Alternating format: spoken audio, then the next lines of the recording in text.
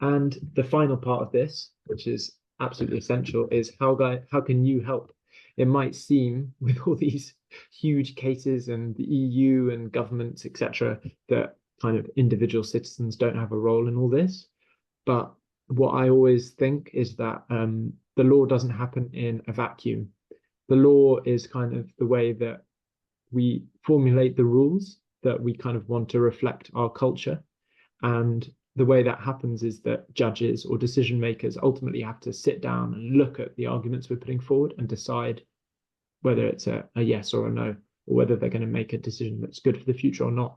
And the cultural situation that they're in has a massive impact. So anything that people can do to directly support our cases with their voice, with telling people about it, with posting about it on social media, with following the work that we do and basically spreading the word, not only has an impact for potential funding for us so that we can keep doing the work, but it can really have an impact on how the cases get decided and whether the new laws get implemented. Because the people making those decisions, at least in most of the world, are operating in a democracy.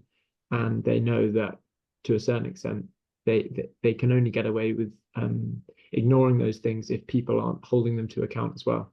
And if it's just a charity going to them and saying this is a big problem, then it's very easy to ignore us. But if it's a charity and the whole of the population or a huge part of the population also saying, yeah, this is really important, that's where we see really exciting, fast change at the scale we need. So everyone does have a role to play in using their voice to support the work that we're doing.